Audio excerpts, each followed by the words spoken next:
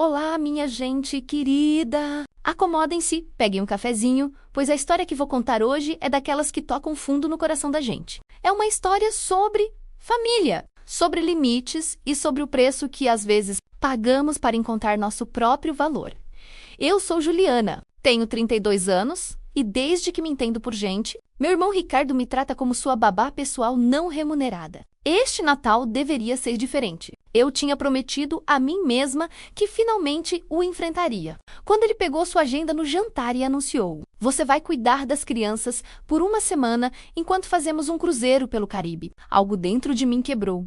Mal sabia ele que suas férias perfeitamente planejadas estavam prestes a desmoronar. Antes de continuar minha história, me diga nos comentários de onde você está assistindo. Se você já teve familiares que abusaram do seu tempo, inscreva-se no canal para mais histórias sobre como se defender. Crescendo, sempre senti que vivia à sombra de Ricardo, 3 anos mais velho que eu. Ele era o filho de ouro da nossa família. O atleta estrela, o aluno nota 10 e, mais tarde, o empresário de sucesso com a família de comercial de margarina. Enquanto isso, eu trilhei meu próprio caminho como designer gráfica, trabalhando principalmente de casa para vários clientes em todo o país.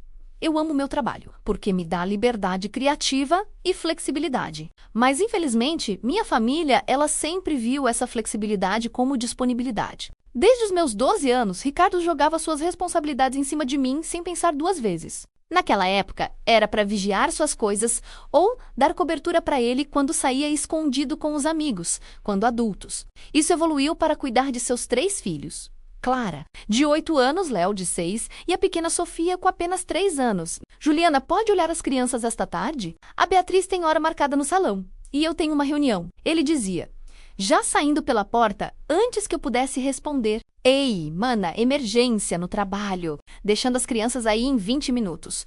Valeu, não eram pedidos, mas anúncios. Sempre de última hora. Sempre presumindo que eu diria sim.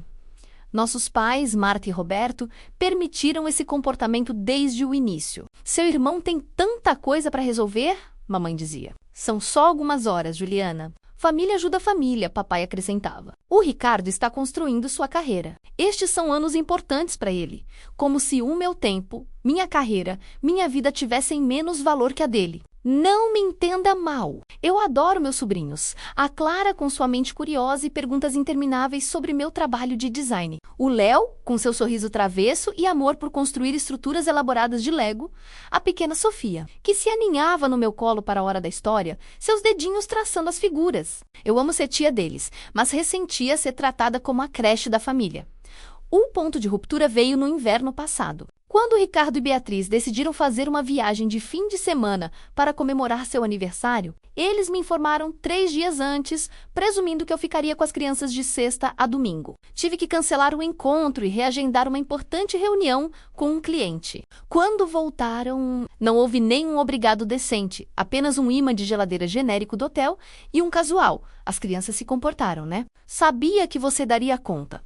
Depois daquele incidente, comecei a fazer terapia com a doutora Kátia Oliveira, que me ajudou a reconhecer esses padrões prejudiciais. O que você está descrevendo é uma falta de limites, ela explicou durante uma sessão. Sua família condicionou você a priorizar as necessidades deles acima das suas, e eles se aproveitam da sua bondade. Por meses, trabalhamos em exercícios para me ajudar a estabelecer limites. Encenações de conversas onde eu praticava dizer não, escrever cartas para expressar meus sentimentos que eu nunca enviaria. Identificar minhas próprias necessidades e aprender que Praise a Loss não me tornava egoísta. Estabelecer limites não é sobre punir os outros, doutora Kátia me lembrou. É sobre ensinar as pessoas como tratar você com respeito. Às vezes, esse processo é desconfortável, mas é necessário para relacionamentos saudáveis.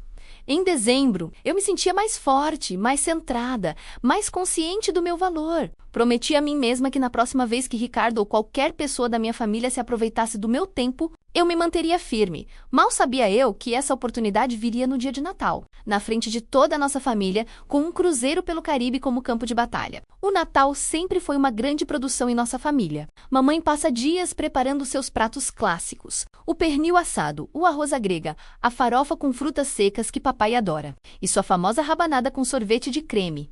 A sala de jantar se transforma com sua melhor louça. os talheres que só saem em ocasiões especiais, e os arranjos de centro que ela mesma cria com galhos de pinheiro e frutas vermelhas. Este ano não foi diferente. Cheguei à casa dos meus pais em Alphaville às 2 da tarde, com os braços carregados de presentes cuidadosamente embrulhados. A casa cheirava canela e pinho.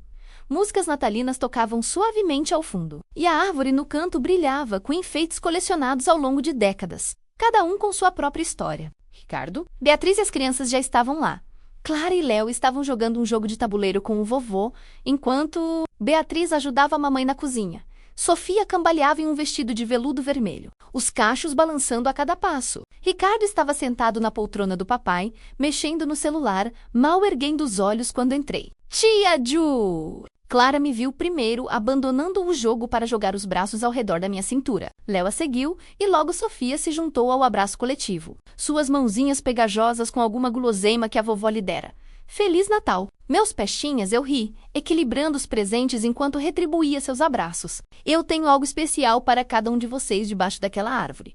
O jantar correu como sempre. Papai cortou o pernil com precisão cirúrgica. Mamãe se preocupava se o arroz estava muito seco. Ricardo dominou a conversa com histórias sobre sua recente promoção. Enquanto Beatriz intervinha com atualizações sobre as conquistas das crianças, eu sentei quieta, apreciando a comida e o calor caótico da família, apesar da dinâmica subjacente. Foi durante a sobremesa que Ricardo limpou a garganta e tirou uma agenda de couro da bolsa. O tipo de agenda cara que empresários de sucesso carregam para reuniões importantes. Ele a colocou sobre a mesa ao lado de sua fatia de rabanada pela metade. E a abriu com um floreio. Beatriz e eu temos uma notícia empolgante. Ele anunciou, olhando ao redor da mesa com um sorriso que não alcançava seus olhos. Nós reservamos um cruzeiro para o Caribe na segunda semana de janeiro. 7 dias, 6 noites no Royal Caribbean Oasis of the Seas. Que maravilha! Mamãe bateu palmas. Vocês dois merecem umas boas férias. Parece fantástico. Filho, papai acrescentou, erguendo sua taça de vinho em aprovação. Vai ser incrível. Beatriz se derreteu, tocando o braço de Ricardo afetuosamente. Estamos planejando isso há meses. Tratamentos de spa, jantares finos, excursões para 3 ilhas diferentes. Enquanto eles continuavam descrevendo suas férias de luxo, notei os olhos de Ricardo se voltarem para mim. Um sentimento familiar se instalou em meu estômago, a sensação de ser voluntariada antes de ser perguntada. O cruzeiro sai em 8 de janeiro, Ricardo continuou, virando a agenda para que eu pudesse ver onde ele havia destacado as datas. Então, Juliana, você vai cuidar das crianças naquela semana. Nós os deixaremos aí no dia 7, já que precisamos estar no porto cedo na manhã seguinte. Não uma pergunta, não um pedido. Uma declaração, uma expectativa, uma suposição de que meu tempo pertencia a ele. Você vai cuidar das crianças. 6 palavras que encapsulavam anos de abuso. Anos presumindo que eu não tinha nada melhor para fazer. Anos tratando meu tempo como menos valioso que o dele. A mesa ficou em silêncio, todos os olhos se voltando para mim. Mamãe parecia esperançosa, papai expectante.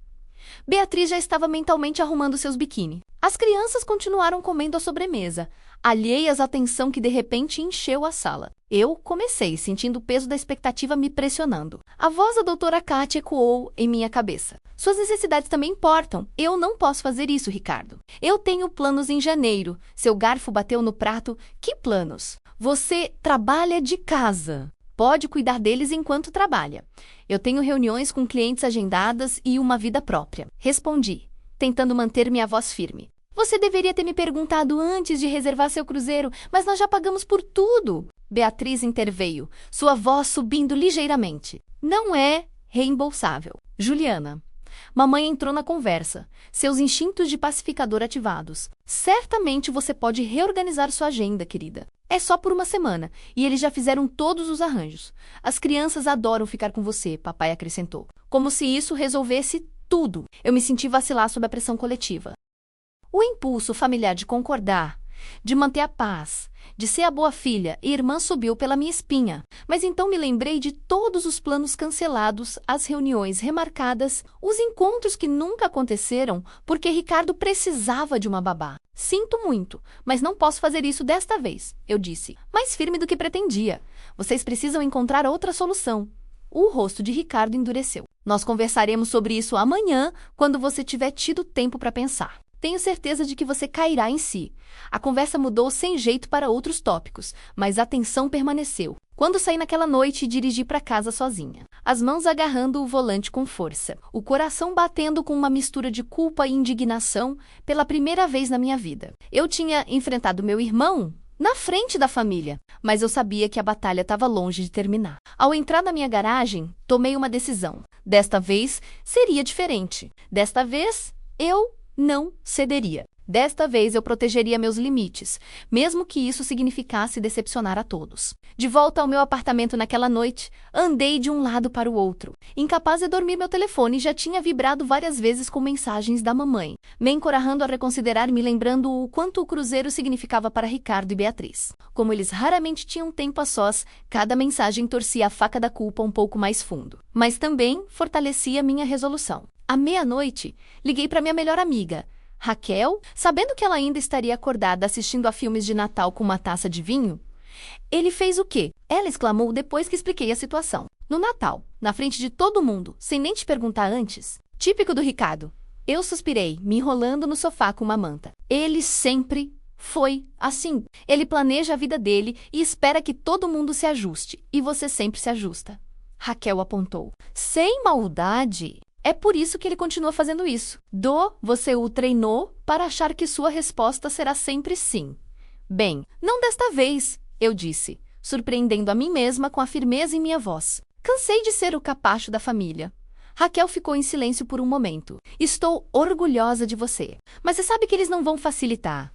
Qual é o seu plano? Eu não tinha pensado tão longe. Minha recusa no jantar tinha sido instintiva, uma reação automática a anos de ressentimento acumulado. Mas Raquel estava certa. Eu precisava de um plano. Ricardo não aceitaria simplesmente meu não. Primeiro, preciso praticar o que dizer quando ele ligar amanhã. Eu disse, pensando alto. Ele vai tentar me fazer sentir culpada. Ou minimizar meus planos, ou prometer que é a última vez. Vamos ensaiar. Eu serei o Ricardo, Raquel sugeriu. Me ligue agora. Pela hora seguinte, Raquel usou todas as táticas manipuladoras que Ricardo poderia usar. Mas nós já pagamos! As crianças ficarão tão decepcionadas.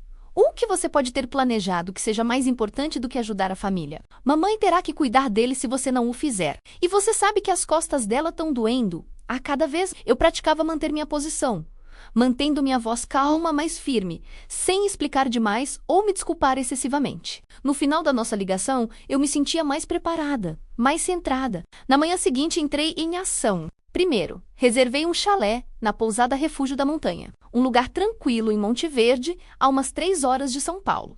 Eu queria visitar há meses, e agora tinha desculpa perfeita. Eu reservei para as datas exatas do cruzeiro de Ricardo, de 7 a 14 de janeiro, pagando a mais pela tarifa não reembolsável para eliminar qualquer tentação de cancelar. Em seguida, agendei reuniões com clientes durante toda aquela semana, preenchendo minha agenda com compromissos de trabalho legítimos que não podiam ser remarcados.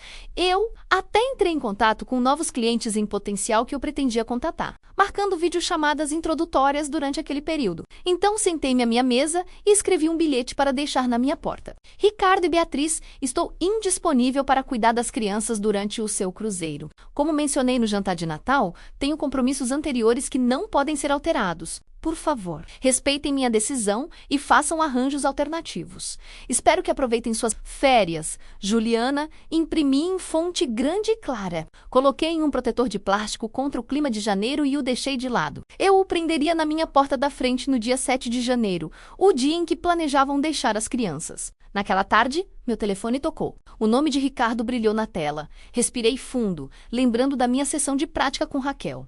E atendi. Você já caiu? Em si? Ele perguntou sem rodeios. Minha resposta ainda é: não, Ricardo, respondi calmamente. Eu tenho compromissos naquela semana que não posso quebrar. Que compromissos? Ele exigiu. Você nunca faz nada importante. O desprezo por toda a minha vida doeu, mas me recusei a morder a isca. Meu tempo é valioso para mim. Mesmo que não seja para você, tenho reuniões de trabalho e planos pessoais que estão marcados há semanas. Remarque-os. Ele disse, como se fosse a solução mais óbvia do mundo. Não. Respondi simplesmente. Você precisa encontrar outra babá. Mamãe não pode cuidar deles a semana toda. Ela tem o clube do livro e o trabalho voluntário dela. Isso não é um problema meu para resolver. Eu disse, surpresa com o quão firme minha voz permaneceu. Vocês são os pais deles. Resolvam. Ele zombou. Isso é tão egoísta? Juliana. Depois de tudo que fizemos por você, o que exatamente vocês fizeram por mim, Ricardo? Perguntei, genuinamente curiosa sobre o que ele achava que tinha contribuído para minha vida. A pergunta o pegou de surpresa. Ele gaguejou por um momento antes de se recuperar. Nós somos família. Não é assim que funciona. Família se ajuda. Sim, família se ajuda mutuamente quando solicitada com respeito, não quando exigido sem consideração. E é uma via de mão dupla. Respirei fundo novamente. Eu não estou disponível naquela semana. Ponto final. Tenho que ir agora. Encerrei a ligação antes que ele pudesse responder. Minhas mãos tremiam, mas minha mente estava clara. Em poucos minutos, meu telefone se iluminou com mensagens de Beatriz, depois da mamãe, depois do papai. Coloquei no silencioso e o virei com a tela para baixo na mesa de centro. Naquela noite, tive uma sessão de emergência com a doutora Kátia, que ouviu atentamente enquanto eu recontava os eventos e minha resposta. Você deveria estar orgulhosa de si mesma, Juliana. Ela disse quando terminei. Estabelecer limites é difícil, especialmente com a família. E especialmente quando esses limites nunca existiram antes. Mas e se eu estiver sendo egoísta? Perguntei, expressando a dúvida que vinha me incomodando. E se eu devesse apenas ajuda loss desta vez? É egoísta esperar respeito básico? Ela rebateu. É egoísta querer que seu tempo e seus planos sejam considerados valiosos? Ou é egoísta da parte deles presumir que você não tem nada importante em sua vida e deve largar tudo sempre que eles quiserem algo?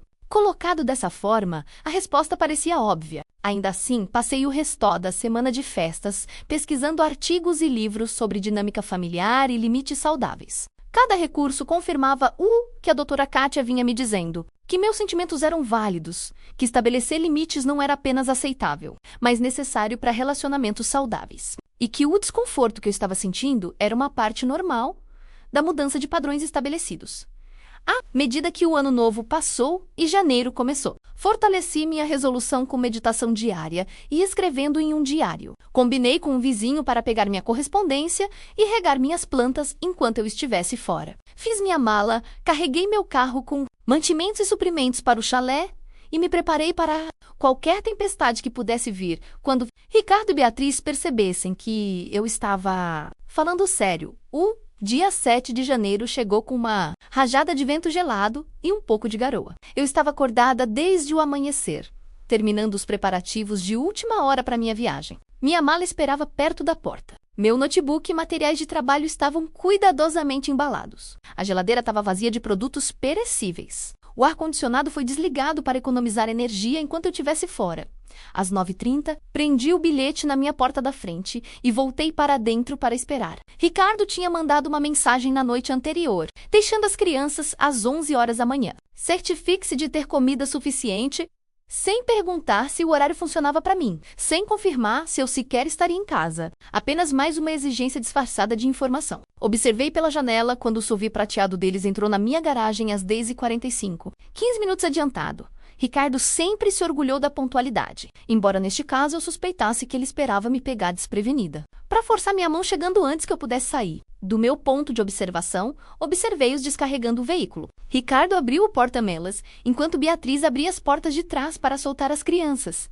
Clara saltou primeiro, já pegando sua mochila roxa. Léo a seguiu, agarrando seu dinossauro de pelúcia favorito. Beatriz tirou Sofia da cadeirinha, equilibrando a pequena no quadril, enquanto Ricardo pegava 2 malas grandes. Eles se aproximaram da minha porta da frente, as crianças correndo animadamente na frente. Clara chegou primeiro, a mão levantada para bater.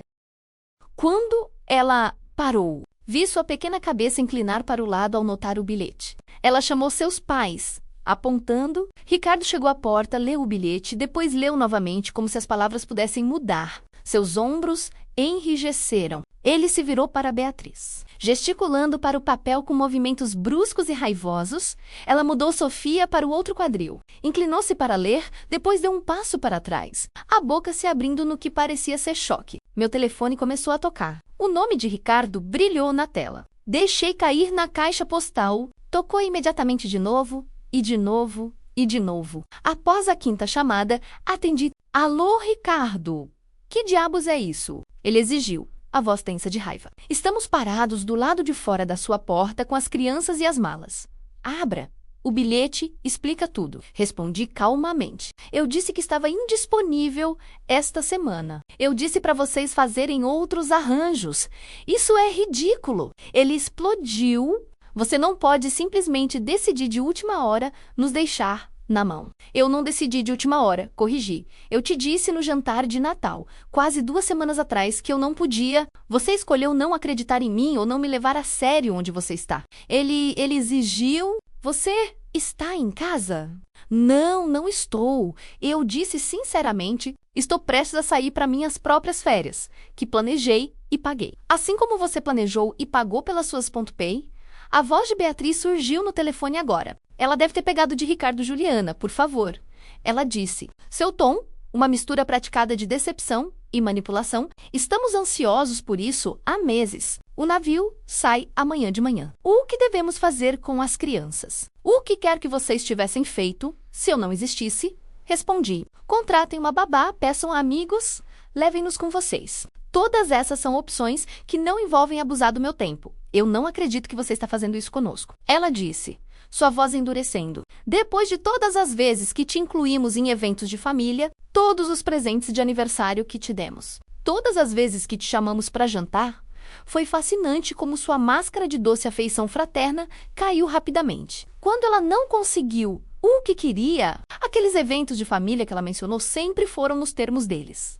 Aqueles presentes de aniversário, muitas vezes cartucho presente sem imaginação. Aqueles jantares, geralmente ocasiões em que eu acabava ajudando com as crianças enquanto eles socializavam. Eu não estou fazendo nada com vocês, esclareci. Eu simplesmente não estou disponível. Só isso. Tenho que ir agora. Encerrei a ligação e bloqueei temporariamente os números de ambos. Eu precisava de espaço para dirigir com segurança para o chalé sem interrupções constantes em poucos minutos. Meus pais começaram a ligar. Deixei cair na caixa postal também, ouvindo as mensagens cada vez mais frenéticas enquanto terminava de arrumar minhas coisas. Juliana, nos ligue de volta imediatamente. A voz severa do papai ordenou. Seu irmão está muito chateado. Este é um comportamento completamente inaceitável, querida. Por favor, reconsidere. Mamãe implorou em sua mensagem. As crianças estão todas arrumadas e animadas para ficar com você. Elas estão chorando agora. Era isso que você queria? As táticas de culpa eram exatamente o que eu esperava, mas ainda assim doíam. Mandei uma mensagem de texto para ambos. Estou saindo para férias planejadas. Ricardo e Beatriz sabiam que eu estava indisponível e escolheram me ignorar. Ligo quando voltar na próxima semana. Ao meio-dia, minhas redes sociais estavam inundadas de mensagens de parentes distantes. Tia Sônia expressando decepção com meu egoísmo. Primo Paulo perguntando o que havia de errado comigo. Tio Tiago sugerindo que eu precisava organizar minhas prioridades. A rede de fofocas da família tinha sido ativada. E todos tinham uma opinião sobre minha decisão de impor um limite. Mudei meu telefone para o modo avião, tranquei minha porta da frente e caminhei para o meu carro com minha mala. Ao sair da garagem, dei uma rápida olhada no SUV de Ricardo, ainda estacionado do outro lado da rua. Ele estava no telefone, gesticulando loucamente, provavelmente tentando encontrar uma creche de emergência. Beatriz estava sentada no banco do passageiro, o rosto contraído em uma expressão tensa. As crianças ainda estavam no banco de trás. Clara lendo um livro. Léo brincando com seu dinossauro. A pequena Sofia já cochilando. Por um momento, a dúvida surgiu. Eu estava punindo as crianças pelo comportamento de seus pais? Mas então me lembrei. Seus pais tinham opções. Eles poderiam ter respeitado minha resposta 2 semanas atrás e feito arranjos alternativos. Eles poderiam ter pedido adequadamente em vez de presumir. Eles poderiam ter levado as crianças com eles no cruzeiro. Essa situação não foi criada por mim. Com esse pensamento firmemente em mente, eu dirigi para longe, em direção às montanhas, e 3 dias abençoados e livres de culpa de solidão. A verdadeira tempestade, eu sabia, viria quando eu voltasse. A pousada refúgio da montanha era ainda mais bonita do que as fotos online sugeriam, aninhado entre pinheiros, imponentes com vista para os picos cobertos de neblina. Meu chalé era a combinação perfeita de charme rústico e conforto moderno. Uma lareira de pedra dominava a sala principal, com sofás macios dispostos ao redor dela. A cozinha era pequena, mas bem equipada.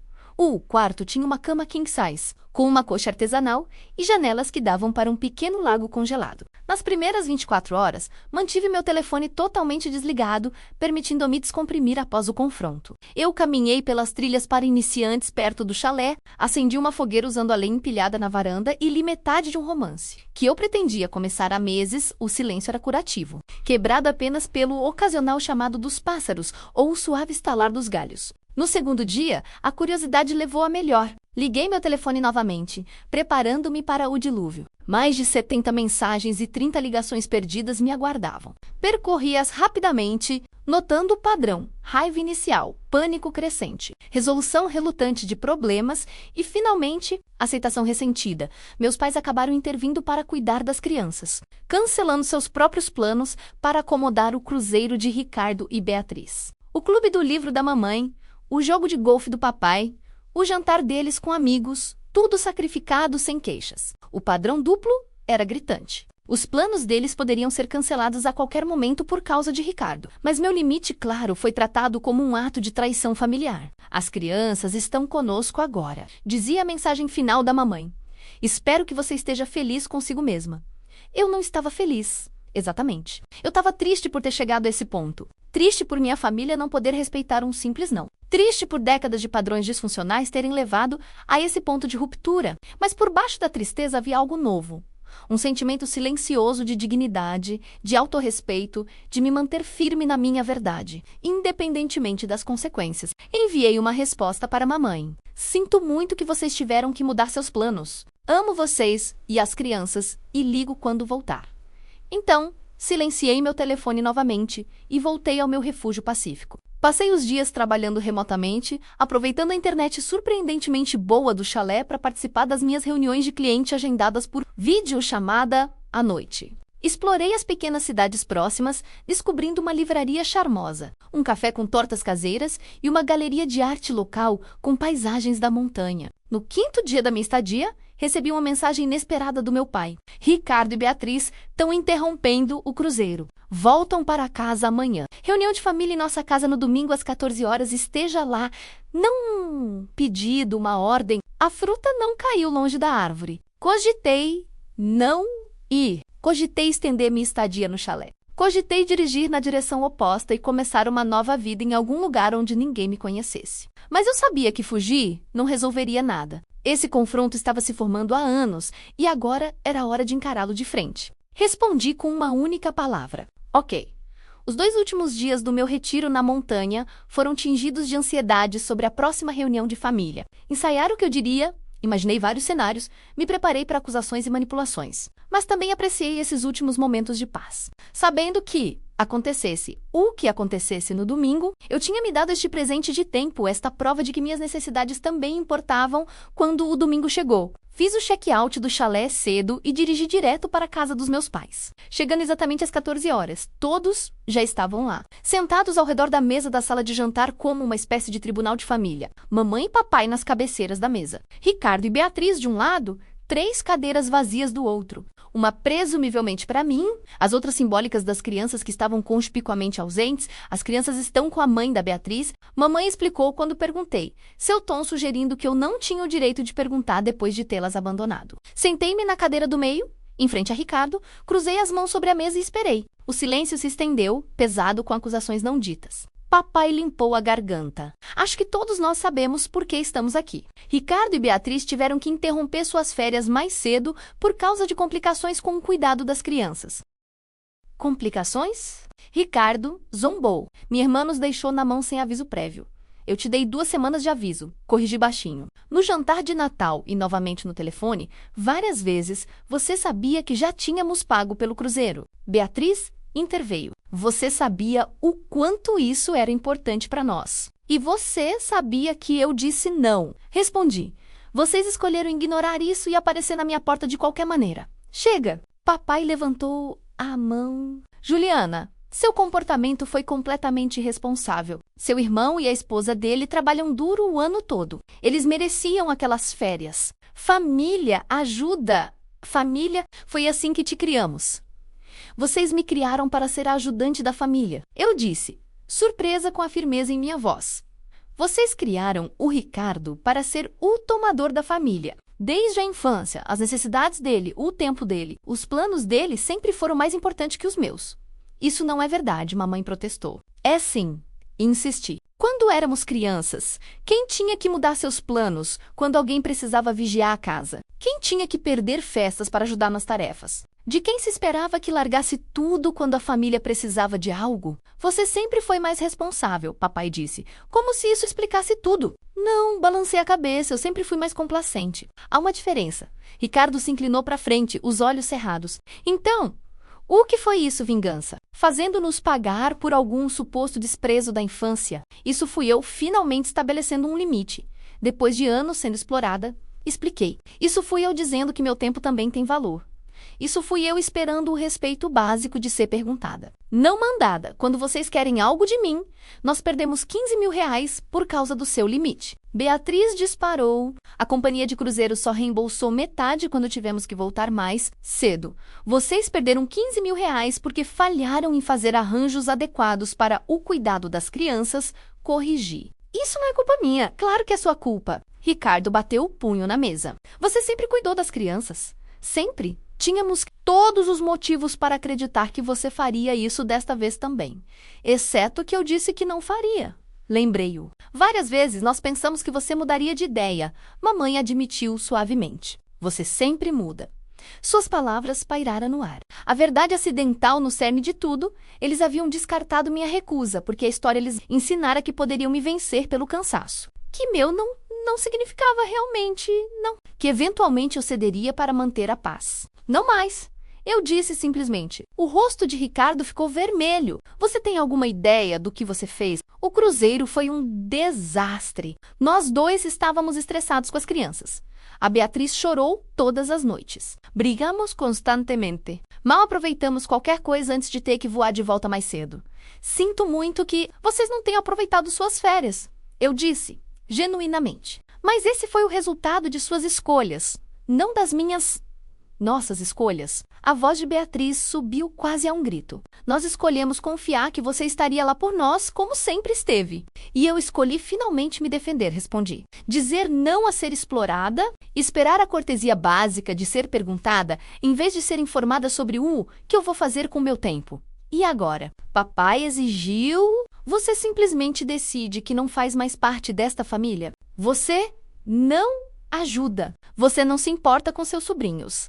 Eu amo a Clara, o Léo e a Sofia, eu disse com firmeza, e fico feliz em passar tempo com eles. Mas de agora em diante, preciso ser solicitada com respeito, com antecedência adequada e com o entendimento de que eu posso dizer não. Meu tempo não está automaticamente disponível só porque eu trabalho de casa ou porque sou solteira. Isso é ridículo. Ricardo murmurou. Não, ridículo é esperar que alguém forneça uma semana de cuidados infantis 24 horas por dia sem aviso prévio. Sem por favor, sem obrigado e sem compensação, respondi. O ridículo é pensar que suas férias são mais importantes que as minhas. O ridículo é aparecer na minha porta com malas depois que eu disse explicitamente não, pela primeira vez. Minha mãe parecia pensativa em vez de defensiva. Eu nunca realmente considerei isso dessa perspectiva. Ela admitiu baixinho. Ricardo Lanculi, um olhar traído. Mãe, não me diga que você está tomando partido dela nisso.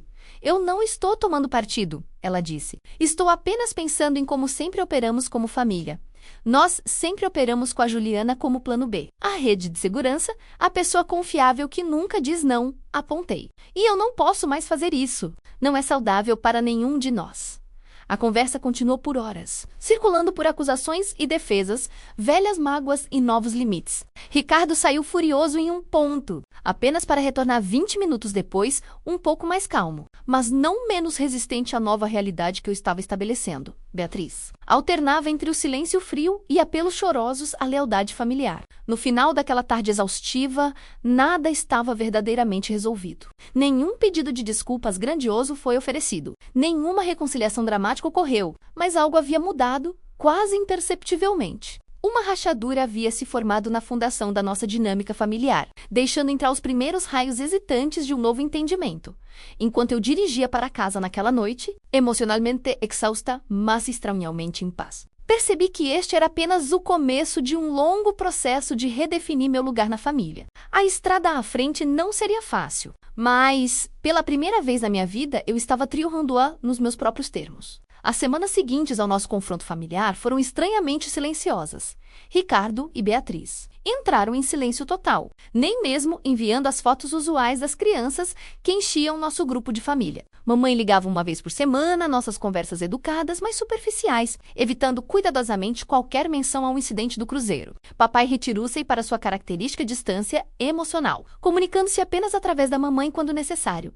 Eu esperava raiva, discussões contínuas, talvez até ultimatos. O silêncio era de alguma forma pior, uma declaração fria e passivo-agressiva de que eu havia quebrado algo fundamental em nossa estrutura familiar. Durante aquelas semanas silenciosas, a dúvida surgiu nos meus momentos mais fracos. Eu tinha ido longe demais? Eu havia danificado esses relacionamentos de forma irreparável? Meus sobrinhos cresceriam mal conhecendo a tia por causa de uma posição que tomei? A doutora Kátia me tranquilizou durante nossas sessões.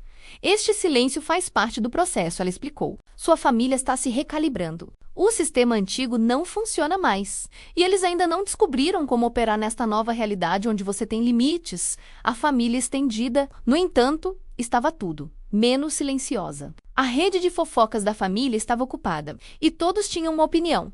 Tia Sônia enviou um e-mail contundente sobre a importância das obrigações familiares. Tio Tiago ligou para me dar um sermão sobre respeitar meus mais velhos, de alguma forma equiparando meu irmão à autoridade parental. A esposa do primo Paulo, Amanda, com quem eu sempre fui amigável, me surpreendeu enviando uma mensagem de apoio. Mandou bem. O Ricardo abusa de todo mundo há anos. Aquela única mensagem de apoio significou mais do que eu poderia expressar. Foi a primeira indicação de que nem todo mundo via minhas ações como egoístas ou irracionais. Fevereiro trouxe outro aniversário de família. Minha sobrinha Clara, fazendo 9 anos. Enviei um presente menos materiais de arte que eu sabia que ela adoraria menos, mas não recebi convite para a comemoração. Uma semana depois, mamãe enviou uma mensagem em grupo com fotos da festa. Notei minha ausência como uma dor física, especialmente na imagem de Clara abrindo meu presente. Seu rosto se iluminou de alegria com os lápis de cor de nível profissional e o caderno de desenho. Março chegou sem melhora. Encontrei Beatriz no supermercado, um encontro estranho, onde ela fingiu não me ver até que, literalmente, colidimos os carrinhos na seção de hortifruti. Nossa troca foi dolorosamente civilizada, discutindo nada mais significativo do que a qualidade dos morangos. Quando perguntei sobre as crianças, suas respostas foram curtas, mínimas, quase como se ela temesse que eu pudesse exigir vê-los de repente. Depois de semanas supostamente sem me importar, eles sentem sua falta. Ela admitiu finalmente uma pequena rachadura em sua armadura de ressentimento. Eu também sinto falta ao deles, respondi honestamente. Eu adoraria vê-los em algum momento. Ela sentiu sem se comprometer e empurrou seu carrinho para longe, deixando o convite pairando sem resposta no ar entre nós. A Páscoa se aproximava. Tradicionalmente, uma grande reunião em nossa família. O convite da mamãe veio por mensagem de texto, formal e cauteloso. Almoço de Páscoa me avise se puder vir. Como se eu tivesse me tornado uma conhecida distante em vez de uma filha. Respondi que estaria lá. Depois passei os dias que antecederam o feriado me preparando emocionalmente. Doutora, Kátia e eu ensaiamos cenários potenciais, desde tratamento frio até confrontos diretos. Lembre-se, você não pode controlar como eles respondem, ela me lembrou. Você só pode controlar como você responde a eles. O domingo de Páscoa amanheceu claro e brilhante. Cheguei à casa dos meus pais com um bolo de cenoura caseiro e o braço cheio de cestas de Páscoa para as crianças. Insegura da minha recepção, mas determinada a começar a reconstruir pontes em meus novos termos. A primeira hora foi estranha, conversas travadas e excessivamente educadas. Ricardo manteve uma distância fria, falando comigo apenas quando diretamente questionado. Beatriz foi marginalmente mais calorosa, talvez amolecida pelo nosso encontro no supermercado. As crianças, no entanto, não sabiam nada sobre conflitos de adultos. Clara e Léo me atacaram com abraços no momento em que cheguei. Sofia vindo cambaleando atrás deles com os braços estendidos, exigindo ser pega no colo. Tia Ju, você sumiu para sempre. Léo declarou dramaticamente. Você trouxe presentes pra gente? Clara perguntou, prática como sempre. Léo, isso é falta de educação. Beatriz advertiu, mas eu dispensei sua preocupação. Está tudo bem. E sim, eu trouxe cestas de Páscoa para vocês. Seus monstros, respondi, deliciando-me com seus gritos animados. Durante o almoço, mamãe fez um esforço visível para me incluir nas conversas. Papai perguntou sobre meus projetos de design recentes com interesse genuíno. Pequenos passos, mas significativos, a tensão permanecia pairando sobre os adultos como uma nuvem invisível, mas havia diminuído ligeiramente, permitindo que momentos de conexão genuína surgissem. A verdadeira surpresa veio depois da sobremesa. Quando Ricardo se aproximou de mim enquanto eu ajudava a limpar a mesa, "Podemos conversar?" Ele perguntou rigidamente, balançando a cabeça em direção à varanda dos fundos. Sentamos nas cadeiras de vime com vista para o jardim de primavera da mamãe. Um silêncio desconfortável se estendeu entre nós, até que Ricardo finalmente falou. "Beatriz e eu temos ido a um terapeuta de casal", disse ele, olhando para frente em vez de para mim. "Depois do desastre do cruzeiro, brigamos o tempo todo. Voltamos para casa mais cedo e continuamos brigando por semanas. Sinto muito ouvir isso", eu disse cautelosamente. "A questão é", ele continuou, "a terapeuta nos perguntou sobre padrões em nosso relacionamento, sobre como lidamos com estresse e responsabilidades." Ele pausou, parecendo lutar com suas próximas palavras. Ela apontou que nós dois tendemos a descarregar nossos problemas nos outros, particularmente em você. Eu não disse nada, esperando que ele continuasse. "Não estou dizendo que você estava certa em nos deixar na mão", ele esclareceu rapidamente. "Mas estou dizendo que talvez devêssemos ter realmente te perguntado, em vez de apenas te informar nossos planos, vindo de Ricardo." Isso era praticamente um pedido de desculpas completo, de joelhos. Eu reconheci o esforço que lhe custou admitir até mesmo essa pequena falha. "Obrigada por dizer isso", respondi simplesmente. "As crianças realmente sentiram sua falta", ele acrescentou. "A Clara pergunta de você constantemente. Eu também senti falta deles", eu disse. "De todos vocês." Na verdade, ele assentiu, ainda sem encontrar meus olhos. "Talvez você pudesse vir jantar lá em casa na próxima sexta, se você não estiver ocupada, quero dizer." E lá estava. O primeiro pedido hesitante, em vez de uma exigência. O primeiro reconhecimento de que meu tempo era meu para dar, não dele para tomar. "Eu adoraria", eu disse, sentindo um pequeno peso sair dos meus ombros. À medida que a primavera se transformava em verão, nossa família lentamente estabeleceu novos padrões de interação.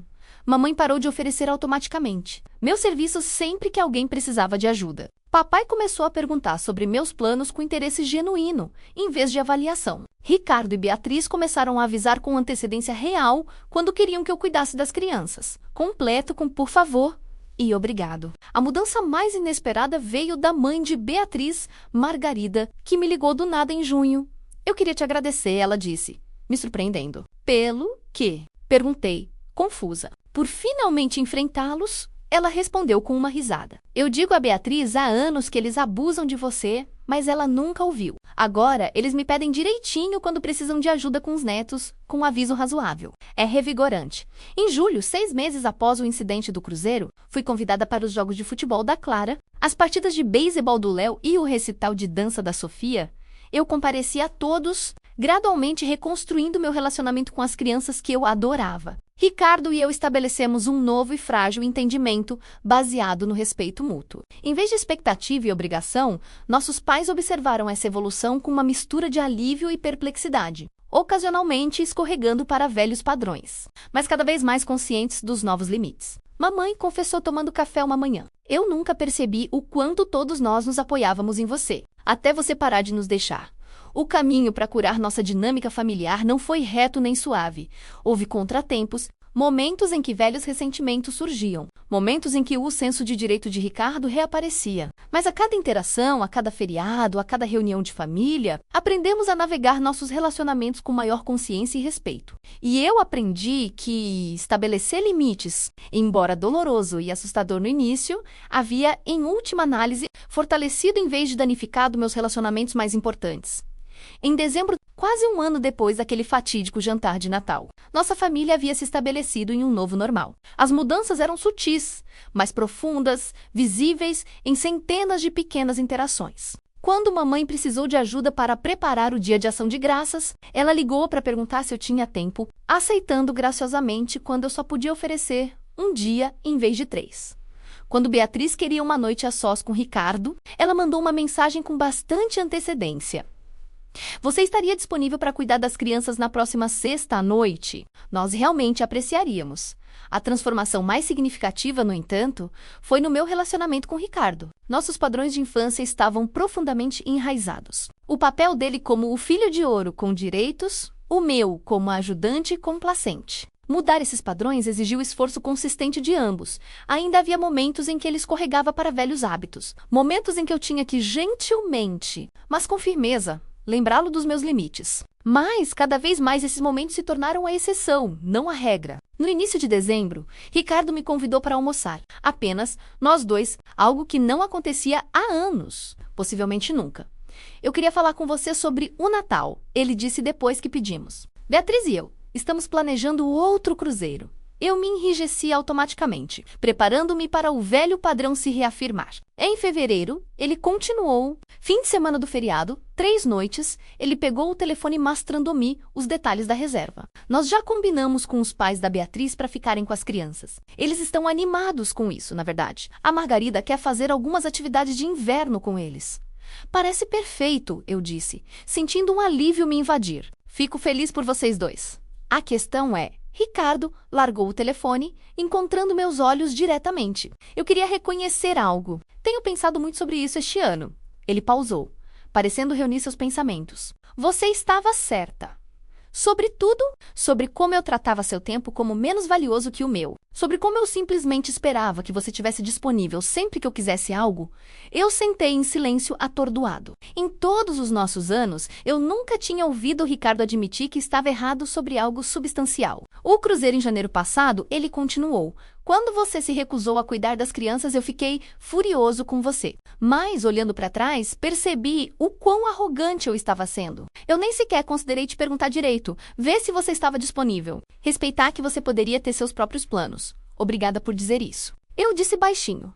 Levei meses para realmente ver isso, ele admitiu. No começo, eu só achei que você estava sendo difícil, mas então comecei a notar com que frequência eu fazia a mesma coisa. Apenas presumia que você estaria disponível. Ficava irritado quando você não estava. As férias da família em julho, o aniversário da mamãe em setembro, a festa da escola em outubro. Todas as vezes, meu primeiro pensamento era de pode lidar com isso. Velhos hábitos. Eu reconheci maus hábitos, ele corrigiu. Hábitos egoístas.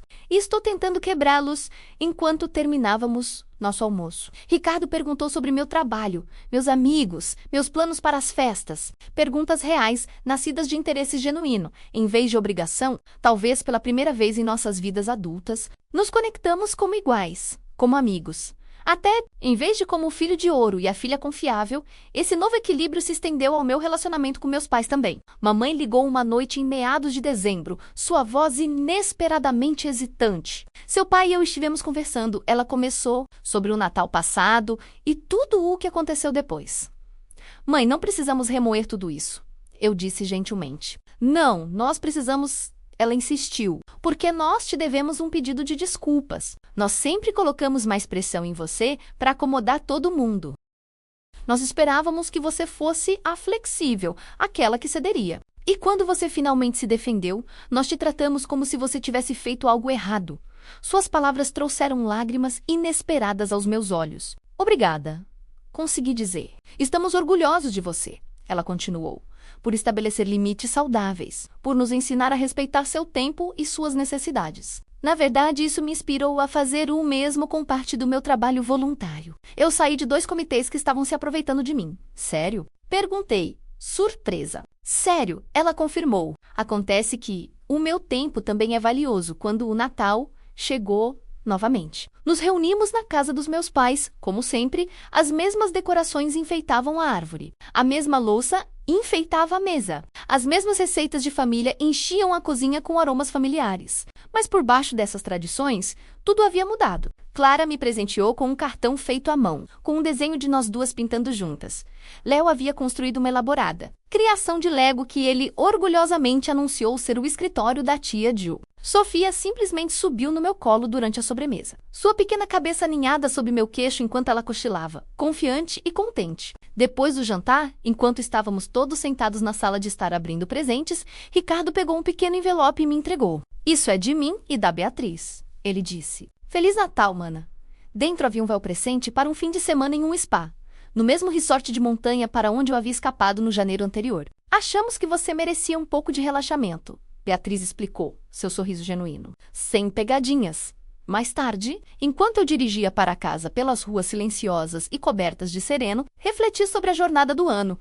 O caminho não tinha sido fácil. Estabelecer limites exigiu uma coragem que eu não sabia que possuía. Manter esses limites exigiu consistência e força através de confrontos desconfortáveis e silêncios dolorosos. Mas as recompensas foram imensuráveis. Eu havia descoberto meu próprio valor, não definido pelo que eu poderia fazer pelos outros, mas inerente a quem eu era. Eu havia aprendido que o amor verdadeiro, nas famílias e além, prospera no respeito mútuo, em vez de sacrifício unilateral. E, talvez o mais importante, eu havia descoberto que me manter firme na minha verdade tinha, em última análise, me aproximado das pessoas que mais importavam. Meu telefone apitou com uma mensagem de Ricardo. Obrigado por tudo este ano. Você nos ensinou algo importante. Eu sorri, digitando de volta. Também te amo, irmão mais velho. Você já teve que estabelecer limites difíceis com membros da família que abusavam de você? Como eles reagiram? Eu adoraria ouvir suas histórias nos comentários abaixo. Lembre-se de curtir e se inscrever se esta história ressoou com você. E compartilhe com alguém que possa precisar de encorajamento para se defender. Obrigada por ouvirem minha jornada e lembrem-se: impor limites não é egoísmo. É a base de relações saudáveis e do respeito próprio. E pensem nisso. O não que dizemos por respeito a nós mesmos é, muitas vezes, o sim mais importante que podemos dar à nossa própria vida. Fiquem em paz.